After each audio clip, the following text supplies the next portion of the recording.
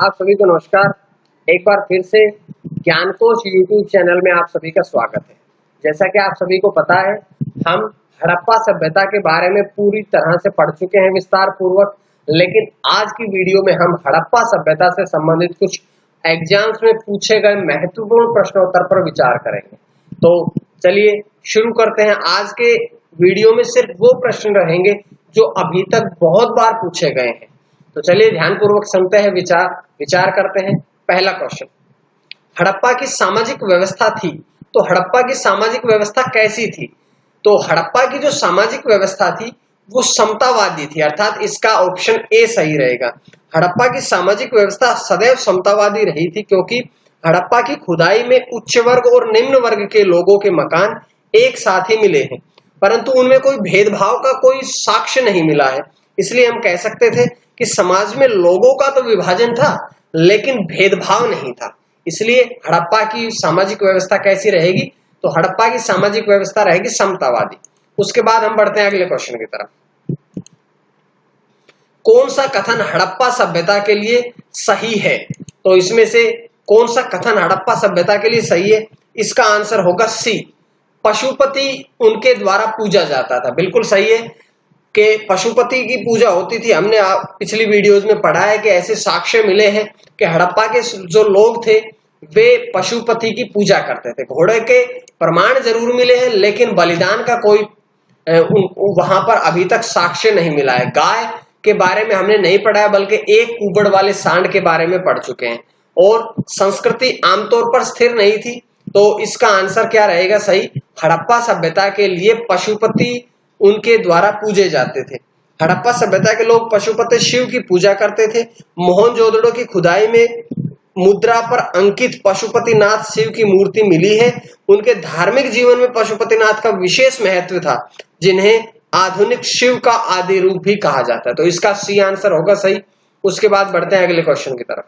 निम्न में से कौन सी चीज सिंधु घाटी की खुदाई में वाणिज्यिक और आर्थिक विकास का द्योतक है? कौन सी चीज ऐसी है जो वाणिज्यिक और आर्थिक विकास को दर्शाती है? तो इसमें रहेगा मोहरें। जो उस समय मोहरें मिली थी वे सिंधु घाटी की खुदाई में वाणिज्यिक और आर्थिक विकास को दर्शाती है। सिंधु से अब तक 2000 मोहरें प्राप्त की जा चुकी है। इनमें से लगभग 1200 मोहर जो है वो केवल मोहनजोदड़ो से ही प्राप्त हुई है। मोहरों का निर्माण अधिकतर सेलखड़ी में हुआ है। सेलखड़ी एक उस समय मुद्रा बनाने का, ऐसा कहिएगा कि मुद्रा सेलखड़ी में बनाई जाती थी। उस समय की धातु थी सेलखड़ी। सुदृढ़ व्यापार का अंदाजा लगाया जा सकता है कि तांबा राजस्थान की खेतड़ी की खानों से आयात किया जाता था और टिन चांदी अफगानिस्तान से आयात की जाती थी। तो मोहरों के द्वारा वाणिज्यिक और आर्थिक विकास को दर्शाया जाता है। उसके बाद हम बढ़ते हैं अगले क्वेश्चन की तरफ। भारत में सबसे पहले खोजा गया शहर कौन सा था? तो ये बात हम पढ़ चुके हैं कि सबसे पहला जो खोजा गया शहर था वो हड़प्पा था, क्योंकि हड़प्पा सिंधु घाटी सभ्यता को हड़प्पा सभ्यता इसीलिए तो कहा जाता है। ये हमने पहले दिन की वीडियो में पढ़ा था कि हड़प्पा सभ्यता सिंधु घाटी सभ्यता को इसलिए कहा जाता है क्योंकि जो सबसे पहले शहर की खुदाई हुई थी वो हड़प्पा शहर की ही खुदाई हुई थी। तो ये हम इसके बारे में पूरी तरह से पढ़ चुके हैं। हड़प्पा की खुदाई 1921 में हुई थी सबसे पहले। तो ये इस क्वेश्चन से जानकारी मिलती है। उसके बाद अगला क्वेश्चन, निम्न में से कौन सी हड़प्पा की खुदाई में नहीं पाई गई है? तो ऐसी कौन सी चीज है जो हड़प्पा की खुदाई में नहीं पाई गई है? तो अभी तक हम पढ़ चुके हैं व्यवस्थित नालियां पाई जा चुकी है, किले के साक्ष्य मिल चुके हैं, जलाशय मिल चुका है, लेकिन जो शिखर रहित मंदिर ऐसा कोई प्रमाण नहीं मिला है। तो ऐसा कहेंगे कि सैंधव सभ्यता विश्व की सबसे प्राचीन नगरीय सभ्यता थी, जिसकी विशेषता के रूप में समकोण पर काटती सड़कें थी, जिनकी साइड में व्यवस्थित नालियां होती थी। नगर का 2 टीलों में विभाजित होना, एक तो दुर्ग के साथ और दूसरा दुर्ग के बिना, और जल निकासी की उत्तम व्यवस्था के लिए जाने जाते हैं। लेकिन सिंधु सभ्यता में ना तो किसी विशेष धर्म के साक्ष्य मिले हैं और ना ही कोई मंदिर जैसी या शिखर रहित मंदिर के प्रमाण मिले हैं। तो इसका डी ऑप्शन हो जाएगा। उसके बाद अगला क्वेश्चन, हड़प्पा सभ्यता किस वर्ष खोजा गया था? तो ये बार बार हमने पिछले क्वेश्चन में भी पढ़ा कि हड़प्पा सभ्यता की खुदाई कब की गई थी? 1921 में। और अगर पूछा जाए कि इसकी 1921 में किसके द्वारा खुदाई की गई थी, तो इसकी खुदाई की गई थी राय बहादुर दयाराम साहनी के द्वारा 1921 में हड़प्पा सभ्यता की खुदाई की गई थी। उसके बाद अगला क्वेश्चन, सिंधु घाटी और आज की हिंदू धर्म में प्राचीन संस्कृति के बीच जैविक संबंध किस पूजा से साबित होता है? तो ये साबित होता है पत्थर, वृक्ष और जानवर की पूजा से। सिंधु घाटी और आज की हिंदू धर्म की प्राचीन संस्कृति के बीच में जैविक संबंध जो है वो पत्थर दर्शाते हैं, क्योंकि वर्तमान में भी पत्थर की पूजा होती है, वृक्ष की पूजा वर्तमान में भी होती है और उस समय भी पीपल के वृक्ष की पूजा की जाती थी। वर्तमान में हमारे यहाँ भी जानवर, अनेक जानवर पूज्य है। उस समय कुबड़ के सांड पूज्य होते थे, तो अब गाय को पूजनीय पशु के रूप में जाना जाता है। तो ये वर्तमान और सिंधु घाटी सभ्यता के बीच में संबंध है। उसके बाद बढ़ते हैं अगले क्वेश्चन की तरफ। सिंधु घाटी सभ्यता का वह एकमात्र स्थल जहां से कृत्रिम गोदीवाड़ा मिला था। तो कृत्रिम गोदीवाड़ा कहां से मिला था? ये मिला था लोथल से। हमने पहले दिन की वीडियो में पढ़ा था कि लोथल जो था वो सैंधव सभ्यता का एक महत्वपूर्ण स्थल था जो आधुनिक गुजरात में अहमदाबाद जिले में स्थित है। 1955 से 1962 के बीच में मध्य S.R. राव के निर्देशन में यहाँ पर खुदाई की गई थी। तो लोथल में अवशेष पाए गए हैं। कौन कौन से अवशेष पाए गए हैं ये हमने दूसरी वीडियो में पढ़ा था कि आभूषण, शंख और ईंटों का बना हुआ विशाल घेरा और जहाजों का गोदी बनाया गया था। तो ये गोदीवाड़ा जो था वो लोथल से ही प्राप्त होता है। उसके बाद हम बढ़ते हैं अगले क्वेश्चन की तरफ। निम्नलिखित पालतू जानवरों में से सिंधु सभ्यता का टेराकोटा में अनुपस्थित था, यानी कि टेराकोटा में नहीं था। तो गाय का जो प्रमाण टेराकोटा से नहीं मिला है। सैंधव सभ्यता के निवासी का संबंध गाय से नहीं था। गाय तो आर्यों के समय में आई थी। आर्य जब आए थे उन समय में गाय को माना जाता है इनके, और गाय आर्य का ही प्रमुख पशु और आर्थिक जीवन का आधार भी थी। तो ये सिंधु घाटी सभ्यता से गाय संबंध नहीं रखती है। उसके बाद बढ़ते हैं अगले क्वेश्चन की तरफ। इनमें से कौन सा सिंधु शहर जो बिना गढ़ या किला के था? कौन से शहर में किला नहीं था? तो ऐसा कौन सा शहर था? तो ये चनहुदड़ो ऐसा शहर था जिस शहर में कोई भी किला या गढ़ नहीं मिला है। चनहुदड़ो मोहनजोदड़ो के दक्षिण से 130 किलोमीटर दूरी पर स्थित था। इस स्थल की खोज 1934 में की गई थी N.G. मजूमदार, और 1935 में मैके द्वारा उत्खनन करवाया गया था इसका। यहाँ पर मकान जो थे वो पक्की ईंटों, और ईंट भी वक्राकार थी, गोलाकार ईंटों से बने हुए मकान थे, जिनमें प्रत्येक मकान में शौचालय होता था, स्नानागार होता था, आंगन होते थे। मणिक की मोहरें भी मिलती है, लेकिन यहाँ पर किले के प्रमाण नहीं मिलते हैं। उसके बाद बढ़ते हैं हम अगले क्वेश्चन की तरफ। सिंधु घाटी सभ्यता की विशेषता थी। सिंधु घाटी सभ्यता की मुख्य विशेषता क्या थी? तो सिंधु घाटी सभ्यता की मुख्य विशेषता ये थी कि ये नगरीय सभ्यता थी, और नगरीय सभ्यता होने के साथ साथ में ये एक व्यवस्थित सभ्यता भी थी, क्योंकि यहाँ नगर का निर्माण अच्छी तरह से किया गया था। नालियां बनाई हुई थी, सड़कें समकोण पर काटती थी, एक व्यवस्थित तरीके से पूरा नगर बसाया हुआ था। इन सब बातों को देखते हुए सिंधु घाटी सभ्यता एक मुख्य तौर पर व्यवस्थित शहरी जीवन की था। तो ये हमने इस क्वेश्चन से पढ़ा है। उसके बाद अगला क्वेश्चन कि सिंधु घाटी सभ्यता के लोगों के मकान प्राय कैसे बने होते थे? तो ये हम पढ़ चुके, बार बार पढ़ते हैं कि सिंधु घाटी सभ्यता के लोगों के मकान जो थे वो पक्की ईंटों के मिलते हैं, पत्थर के नहीं मिलते और ना ही लकड़ियों के मिलते हैं, बल्कि पक्की ईंटों के बने हुए मिलते हैं। और एक बात और भी हमें यहाँ पर जानने को मिलती है कि उस समय में वक्राकार यानी कि गोलाकार ईंटों का भी प्रयोग किया जाता था। चौकोर ईंट के साथ में 4:2:1 अनुपात में ईंटें होती थी, लेकिन इसके साथ साथ में वक्राकार ईंटें भी मिलती है। उसके बाद अगला क्वेश्चन, मानव द्वारा उपयोग किया गया पहला धातु कौन सा था? तो मानव द्वारा उपयोग किया गया पहला धातु कौन सा था? तांबा। तांबा एक पहली ऐसी धातु थी जिसका व्यक्ति ने सबसे पहले प्रयोग किया था। मानव द्वारा उपयोग किया गया पहला धातु तांबा हम मानते हैं। भारत में नवपाषाण काल और सैंधव सभ्यता मुख्य रूप से ताम्रपाषाण काल के दायरे में रखी जाती है, कि जो ताम्रपाषाण मतलब तांबे के जो समय की दोनों मानी जाती है, सैंधव और नवपाषाण काल। और सैंधव सभ्यता के लोग कांसे से भी परिचित थे, जो कि हम पहले कांस्य सभ्यता भी से कहा जाता है, क्योंकि वे लोग कांसे से भी परिचित थे। और टिन और तांबे को मिलाकर के कांसे का निर्माण किया जाता था, लेकिन सबसे पहली जो धातु थी वो तांबा थी। उसके बाद हम बढ़ते हैं अगले क्वेश्चन की तरफ।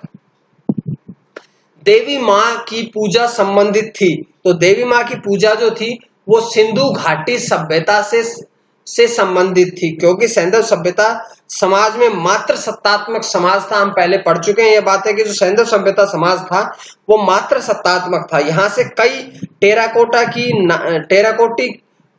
की नारी की मूर्तियां मिली है, अतः मात्र देवी की पूजा जो था वो सैंधव सभ्यता से था। उसके बाद बढ़ते हैं अगले क्वेश्चन की तरफ। सिंधु घाटी सभ्यता की प्रमुख विशेषता क्या थी? तो सिंधु घाटी सभ्यता की प्रमुख विशेषता क्या थी?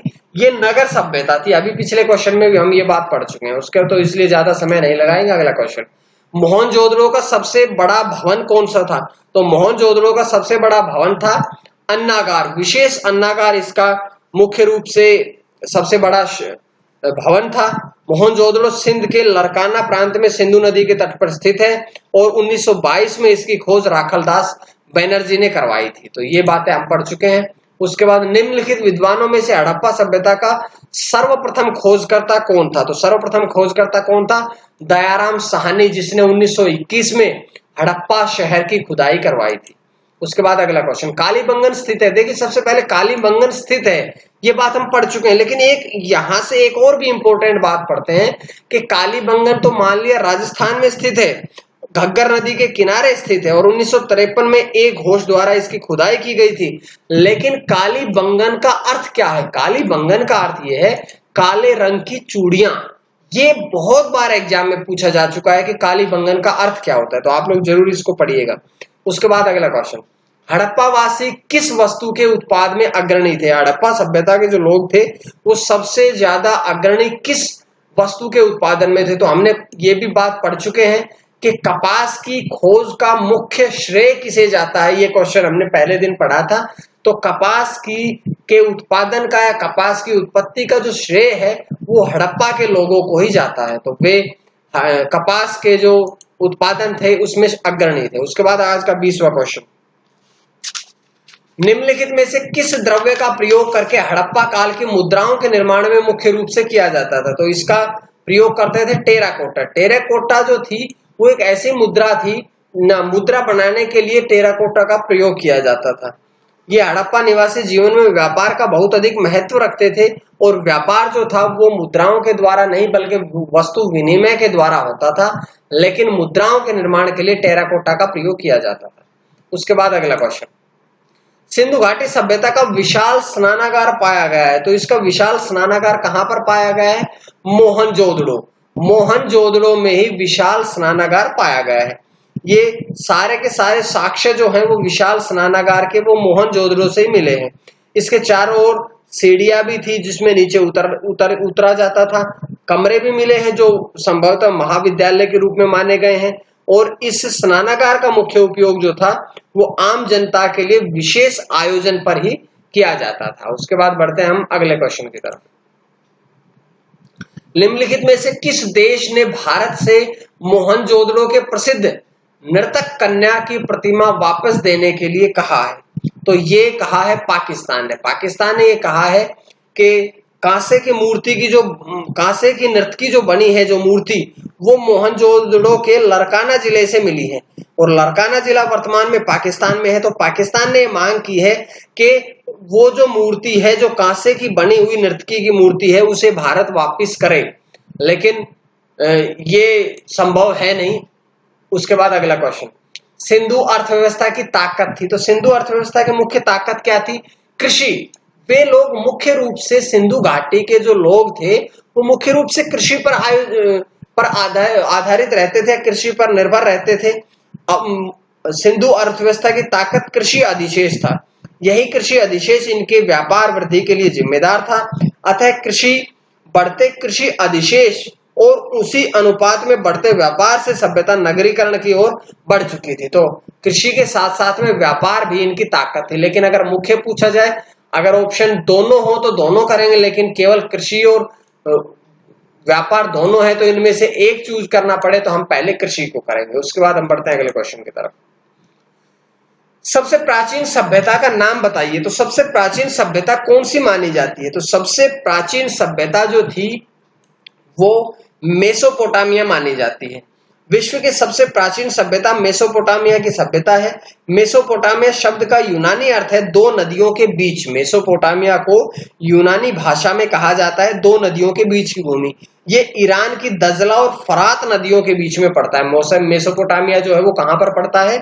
ये इराक देश में दजला और फरात दो नदियों के बीच में पड़ता है। अब अगर हम इन चारों के काल की बात करें तो सबसे पहले मेसोपोटामिया, मिस्र की सभ्यता, सिंधु घाटी सभ्यता और अंत में आता है माया सभ्यता।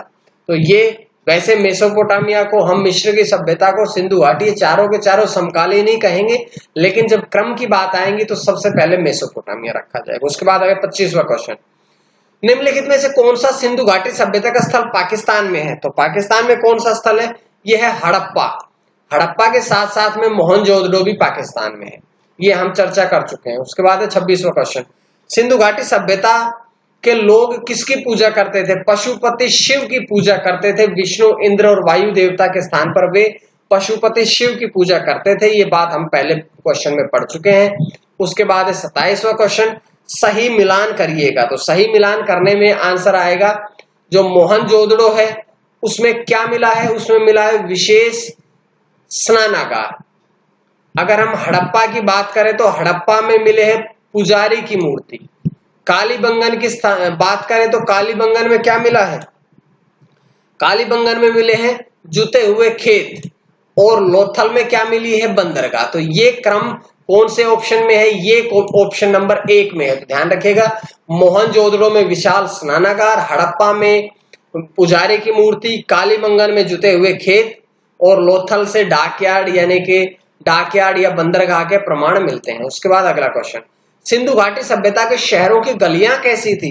तो सिंधु घाटी सभ्यता के शहरों की गलियां चौड़ी और सीधी थी, संकरी नहीं थी और ना ही सपाट थी, बल्कि चौड़ी और गलियां और सीधी थी ताकि पानी का प्रवाह या जल निकासी आसानी से हो सके। उसके बाद अगला क्वेश्चन, निम्नलिखित में से किस नदी के किनारे हड़प्पा और मोहनजोदड़ो के अवशेष पाए गए हैं? अगर आप लोगों को याद हो, आप लोगों ने पहली वीडियो पढ़ी है तो आप लोग बता सकते हैं कि हड़प्पा और मोहनजोदड़ो के अवशेष रावी और सिंधु नदी के तट पर मिले हैं।